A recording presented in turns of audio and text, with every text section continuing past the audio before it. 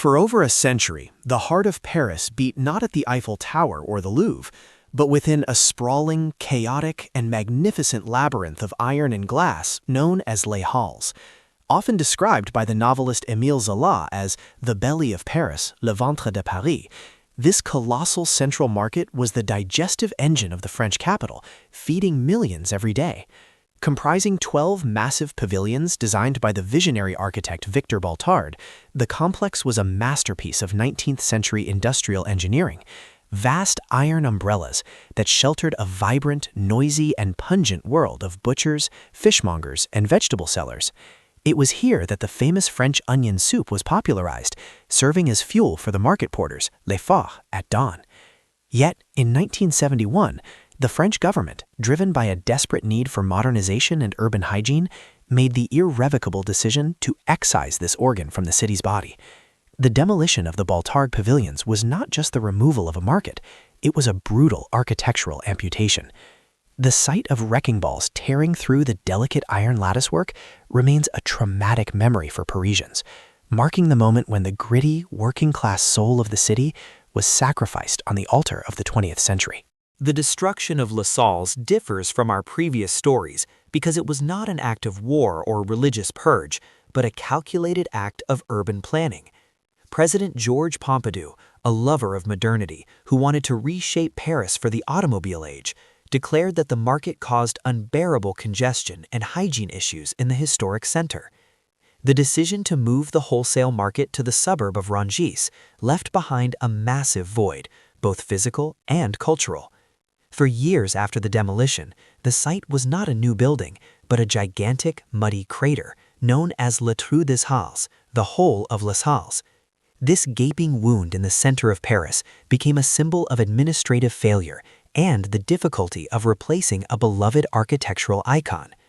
The demolition was a form of class-based architectural proscription, effectively banishing the working class and their messy trade from the prestigious city center to make way for a sanitized underground shopping mall and transit hub, forever changing the demographic and architectural character of the first arrondissement. Welcome back to Vanished Grandeur, where we investigate the structures that define cities before progress wiped them away. Today, we examine the clash between 19th-century industrial beauty and 20th-century functionalism. The architect of the Lost Market, Victor Baltard, initially struggled to find the right form. His first attempt in 1851, a heavy stone fortress-like structure, was widely mocked as Fortress of the Sausages and ordered to be demolished by Napoleon III before it was even finished. The emperor famously commanded, "I want vast umbrellas, nothing more." Baltard went back to the drawing board and returned with a revolutionary design utilizing cast iron and glass, materials that were just coming into vogue for train stations and exhibition halls. The result was a light, airy, and modular system that allowed for ventilation and natural light, crucial for a food market. These pavilions were the architectural precursors to the modern skyscraper, proving that metal could be beautiful. Their destruction a century later was a rejection of this specific type of functional grandeur, deeming it obsolete in the face of concrete and plastic. To understand the loss, one must understand the sheer scale of the operation. Les Halles was not just a supermarket, it was a city within a city, operating on a reverse schedule to the rest of Paris. While the city slept, the pavilions roared to life. Trains and trucks from the countryside would unload thousands of tons of meat, cheese, and produce every night. The architecture was designed to facilitate this logistical ballet. Each of the 10, later 12, pavilions specialized in specific goods, Pavilion 3 for meat, Pavilion 9 for fish, etc. Beneath the ground level, a vast network of cellars stored perishable goods. This was logistical architecture at its finest, a machine for feeding a metropolis. However, by the 1960s, this 19th century machine was choking the 20th century city. The trucks caused massive traffic jams in the narrow medieval streets surrounding the market, and the lack of modern refrigeration standards became a health liability. The government's argument was that the function, the market, was killing the host, the city, leading to the proscription of the architecture that housed it. The loss of Les Halles was primarily an atmospheric one. It was the meeting point of high and low society. Aristocrats leaving the opera would come to the restaurants surrounding the market, like Au Pied de Cochon, to eat alongside blood-stained butchers. It was a place of sensory overload. The smell of fresh fish, the mountains of flowers, the pyramids of cabbages. The architecture of the Baltard pavilions framed this chaos perfectly. The high glass ceilings allowed the moonlight to filter in, creating a theatrical stage for the nightly drama of commerce. Writers, painters, and photographers flocked to La Salle's because it represented the authentic Paris, visceral, loud, and alive. The decision to demolish it was seen by many intellectuals as a sterilization of the city, a removal of its guts. The vanished grandeur here is not just the iron columns, but the unique social ecosystem that the architecture supported, which could not be transplanted to a sterile suburban depot. As the date for the move to Rungis approached, scheduled for 1969, a fierce battle for preservation emerged. In the United States and UK, the preservation movement was gaining ground, as seen with Grand Central, Episode 12. But in France, the ideology of state-led modernization was supreme. Architects and historians pleaded with President Pompidou to save the pavilions, proposing to repurpose them as cultural centers, libraries, or sports facilities, similar to how Covent Garden in London was later saved. Pompidou was unmoved. He famously stated, "We must stop being a city of the past." He viewed the preservationists as nostalgic reactionaries standing in the way of France's economic future. This political stance was a hard architectural ban. The government decided that the land value of the site was too high to be occupied by empty 19th century shells. The pavilions were doomed, not by their structural condition, which was excellent, but by their location. In March 1969, the move of the century took place. In a massive military-style operation, over a single weekend, the entire wholesale market was transferred to the new, ultra-modern facility at Rungis, near Orly Airport. Overnight, the Baltard pavilions fell silent for the first time in 100 years. The rats, deprived of their food source, swarmed the neighborhood, adding to the apocalyptic feel. The silence was deafening. The pavilions stood empty for 2 years, serving briefly for cultural events, which only proved their viability as public spaces. This interim period was a cruel tease, showing Parisians what could have been if the architectural prescription had been lifted. The buildings were perfectly adaptable, but the death sentence had already been signed. The demolition began in the summer of 1971. It was a violent spectacle.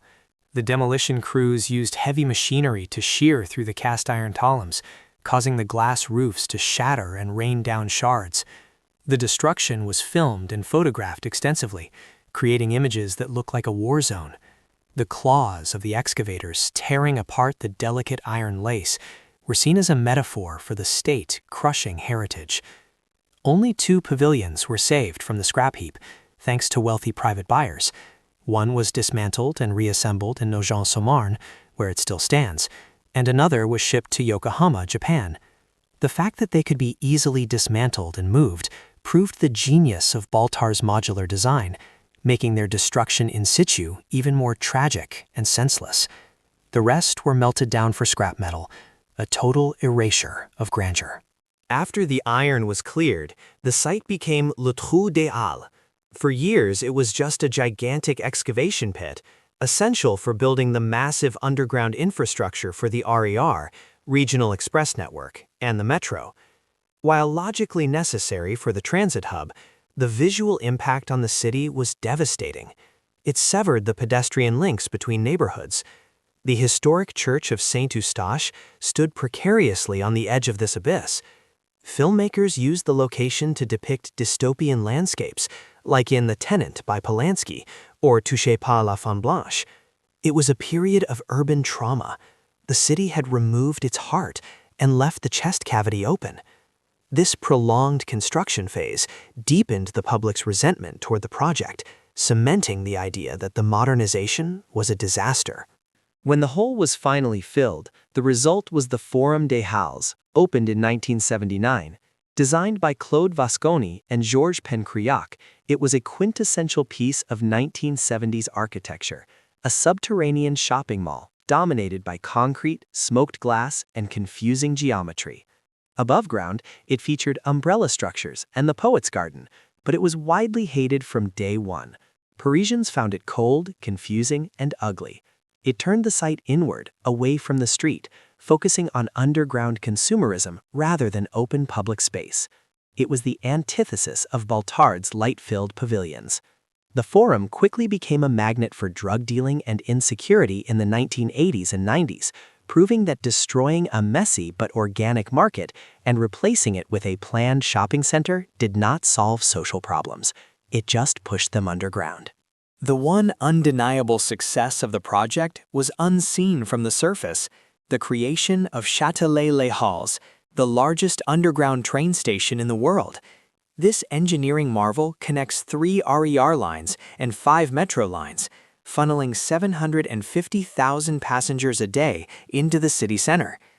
From a utilitarian perspective, the government was right. Paris needed this transport artery to survive.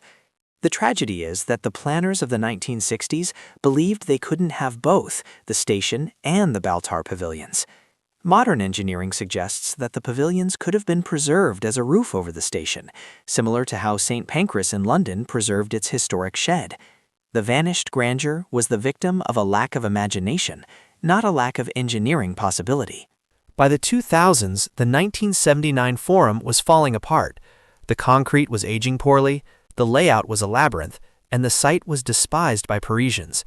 The mayor of Paris, Bertrand Delanois, decided that the mistake had to be fixed. This led to a second demolition. The 1970s structures were torn down to make way for yet another vision.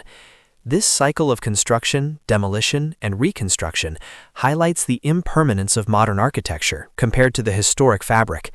While the Baltard pavilions lasted a century and could have lasted another, their replacement lasted only 30 years. This rapid obsolescence is a hallmark of the architecture of consumption that replaced the architecture of provision. In 2016, the new Les Halles was unveiled, dominated by a massive yellowish-gold roof known as la canopée, the canopy, designed by architects Patrick Bergère and Jacques Anziuti. It is a giant, undulating roof of glass and metal that covers the patio below. While it opens up the space and brings in light, attempting to correct the bunker feel of the 1979 Forum, it remains controversial. Many critics find its color and scale jarring against the limestone of the surrounding Haussmann buildings and St. Eustache Church. It is a bold, modern gesture, but it lacks the structural logic and delicate beauty of Baltard's ironwork. It is a roof without walls, a shelter that doesn't quite shelter. It leaks when it rains heavily. A symbol of high-concept architecture that struggles with basic function. The transformation of Les Halles over the last 50 years mirrors the transformation of Paris itself, from a working-class industrial city to a bourgeois capital of luxury and tourism. The market porters and butchers are gone, replaced by flagship Nike stores, hip-hop dancers, and tourists. The architectural prescription of the market was effectively a class cleansing. The belly no longer feeds the body of the Parisian, it feeds the consumer appetite. The loss of the pavilions was the tipping point in the gentrification of central Paris, pushing the working class to the periphery, the banlieue, physically segregating the population in a way the old market never did. Despite the new canopy and the shiny new gardens, Jardin Nelson Mandela, the ghost of Victor Baltard still haunts the site. You can see it in the architectural homage of the new structures, which try to use metal ribs, mimicking the old style, but lacking its soul. You can see it in the old photos displayed in nearby cafes. The vanished grandeur of the 12 iron umbrellas is a constant reference point for what was lost. Every time a Parisian complains about the new roof or the shopping mall, they are unconsciously comparing it to the memory of the market.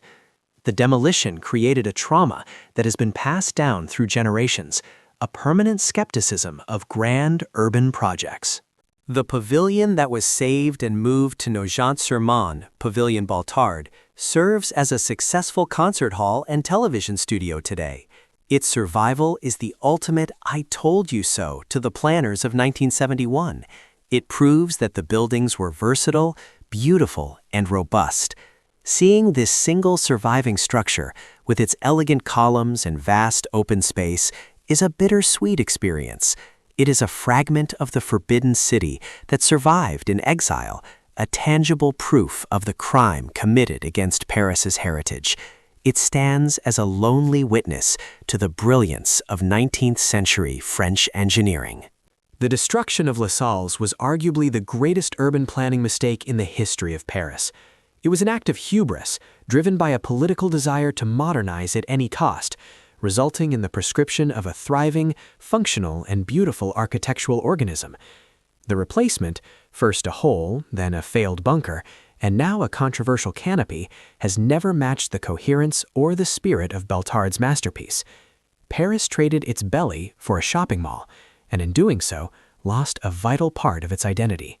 The Les Halles saga teaches the architectural world the value of adaptive reuse. We now know that industrial buildings, train stations, factories, markets can be transformed into incredible public spaces, like the Musée d'Orsay, which was a train station saved from demolition. The tragedy of Les Halles is that it happened just a few years before this mindset shift took hold. It was the sacrificial lamb that taught the world to save industrial heritage. Its destruction was the catalyst for the modern preservation movement in France. Today, standing under the giant yellow canopy, one feels the absence of the past. The site is cleaner, safer, and more efficient than the old market, but it is also more generic. The vanished grandeur of Les Halles reminds us that a city is not just a collection of efficient transit hubs and retail spaces. It is a tapestry of smells, sounds, and chaotic interactions. When we sanitize our cities by demolishing their messy, historic arts, we risk turning them into soulless machines. The iron umbrellas are gone, but the rain still falls on the scar they left behind. Les Halles remains a polarizing topic in Paris, a wound that refuses to fully heal even after 50 years and 2 reconstructions. If you were moved by this story of the iron umbrellas and the controversial price of modernization, be sure to subscribe to Vanished Grandeur and share your thoughts. Was moving the market inevitable, and could the pavilions have been saved? Our next episode continues our exploration of political destruction, this time in Germany, the Berlin City Palace, Stadtschloss, from Hohenzollerns to the Palace of the Republic. We will investigate the deliberate dynamiting of this Baroque masterpiece by the East German communist regime to erase the Prussian past and its controversial billion-euro reconstruction in the 21st century. What other buildings destroyed to erase a monarchy should we investigate? Let us know in the comments.